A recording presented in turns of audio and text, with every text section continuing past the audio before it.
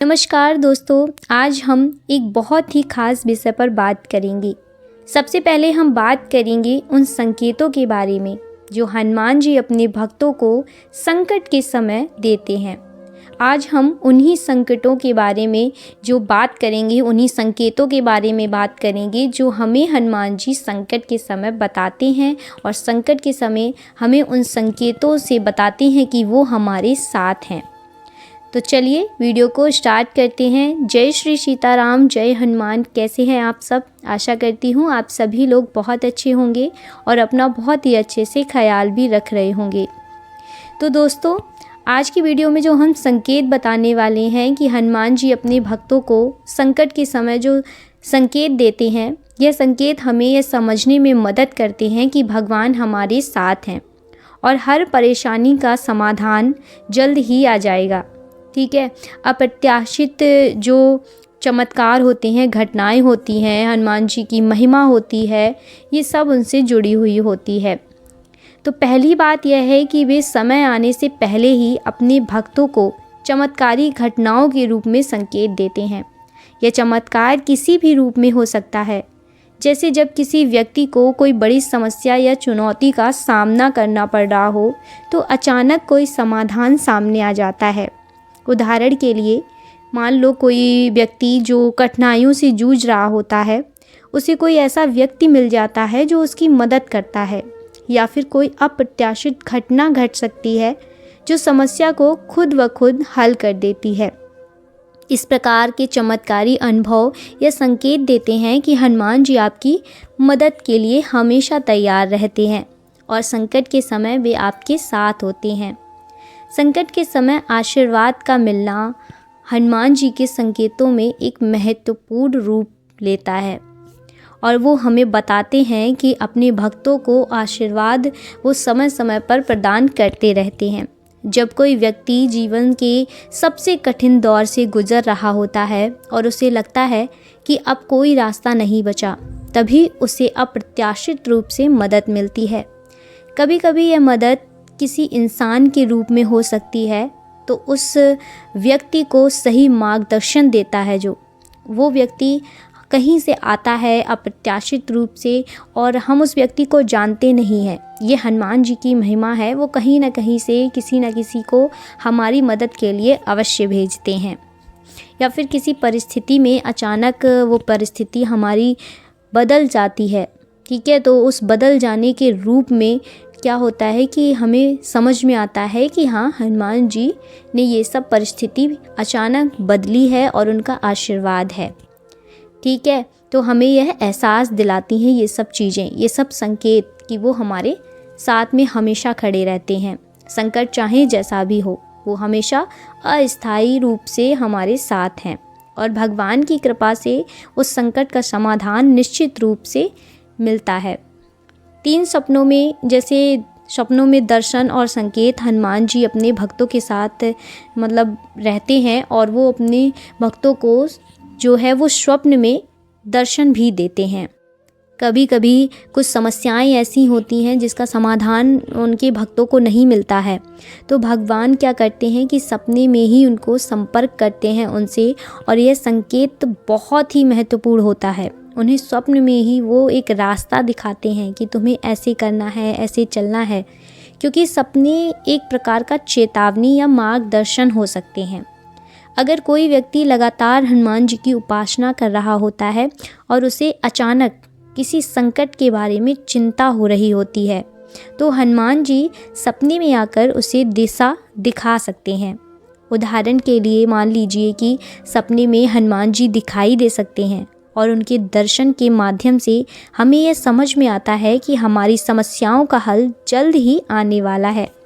वे अपने भक्तों को हिम्मत और विश्वास देने के लिए सपने में अपने रूप में प्रकट होते हैं। हनुमान चालीसा का प्रभाव, अब हम बात करते हैं, दूसरे संकेत की भी बात करते हैं। ये तो कुछ संकेत थे। दूसरा संकेत, मान लीजिए कि हनुमान चालीसा का जो प्रभाव है उससे भी हमें पता चलता है। कैसे? हनुमान चालीसा का पाठ न केवल एक धार्मिक कृत्य है, बल्कि यह एक शक्तिशाली साधना भी है। तो जीवन में सकारात्मक बदलाव लाने का माध्यम बन सकती है ये सब चीज़ें। अगर हम प्रतिदिन सुबह स्नान करके हनुमान चालीसा का पाठ करते हैं तो हमारी ज़िंदगी में सकारात्मक बदलाव आते हैं। जब कोई व्यक्ति हनुमान चालीसा का नियमित पाठ करता है तो वह महसूस करता है कि उसका जीवन बदलने लगा है। हनुमान जी के मंत्रों और उनके शक्तिशाली नामों से वातावरण में एक तरह की सकारात्मक ऊर्जा का संचार होता है, जो व्यक्ति को मानसिक शक्ति, मानसिक शांति और समाधान प्रदान करता है। यदि कोई व्यक्ति किसी कठिनाई में फंसा हुआ है और वह श्रद्धा और विश्वास से हनुमान चालीसा का पाठ करता है तो उसे जल्दी ही समस्याओं का हल और मानसिक बल मिल जाता है। यह संकेत होता है कि हनुमान जी की कृपा और आशीर्वाद उस व्यक्ति पर हो रहा है। अब हम बात करते हैं नेक्स्ट, हनुमान जी की उपस्थिति का एहसास। देखिए, कई भक्तों का अनुभव यह होता है कि जब वे किसी संकट से घिरे होते हैं तो वे अचानक हनुमान जी की उपस्थिति जो होती है उसका एहसास करते हैं। उन्हें ऐसा महसूस होता है कि हनुमान जी उनके साथ हैं। यह एहसास एक गहरी आंतरिक शांति के रूप में होता है और कभी कभी तो यह अनुभव इस प्रकार होता है जैसे हनुमान जी स्वयं उनके पास आकर उन्हें सांत्वना दे रहे हों। यह संकेत यह होता है कि भगवान अपने भक्तों के साथ हैं और वे हर समय उनकी रक्षा करते हैं। जीवन की कठिन परिस्थितियों में यह अनुभव एक आध्यात्मिक जागरूकता का प्रतीक होता है, जो हमें यह समझने में मदद करता है कि हम अकेले नहीं हैं। हनुमान जी हमेशा हमेशा हमारे साथ हैं। देखिए भक्तों, हनुमान जी ना बहुत दयालु हैं, बहुत ही सरल हैं, बहुत ही सीधे हैं और वो भोले बाबा का ही रूप है, इसीलिए वो भी बहुत भोले हैं। तो अगर आप सच्चे मन से और हृदय से अपने पूरी श्रद्धा के साथ उनकी पूजा करते हैं, उनको ध्यान करते हैं, ठीक है, उनका ध्यान लगाते हैं। अभी एक चीज़ मैं आपको बताने जा रही हूँ अपने एक्सपीरियंस से कि अगर आपको हनुमान जी चाहिए, अगर आपको हनुमान जी की कृपा चाहिए, उनका आशीर्वाद चाहिए, तो उनको जो प्रिय है आप वो करिए। अभी हनुमान जी को सबसे ज़्यादा क्या प्रिय है? उनके राम जी, है ना। ये सब जानते हैं कि हनुमान जी को सबसे ज़्यादा प्यार अपने राम जी से है। वो उनसे बहुत प्यार करते हैं, उनसे जुड़ी हर चीज़ से उन्हें बहुत मोह है, बहुत प्यार है। तो आप वो करिए जिससे वो हनुमान जी को आप और प्रसन्न कर सकें। तो आप राम नाम का जाप करिए, हनुमान जी के सम्मुख बैठकर उनके सामने आप आसन लगाकर आप राम जी के नाम का जाप करिए, राम स्तुति करिए। फिर देखिएगा, अगर आप इतना ही करेंगे ना और पूरी श्रद्धा से करेंगे, ये सिर्फ इतना ही नहीं है, ये सब कुछ है। अगर आप राम नाम का जाप कर रहे हैं तो ये सब कुछ है। इससे ही आपको हनुमान जी मिलेंगे, इससे ही आपको उनका आशीर्वाद मिलेगा, साथ ही साथ आपको राम जी का भी आशीर्वाद मिलेगा।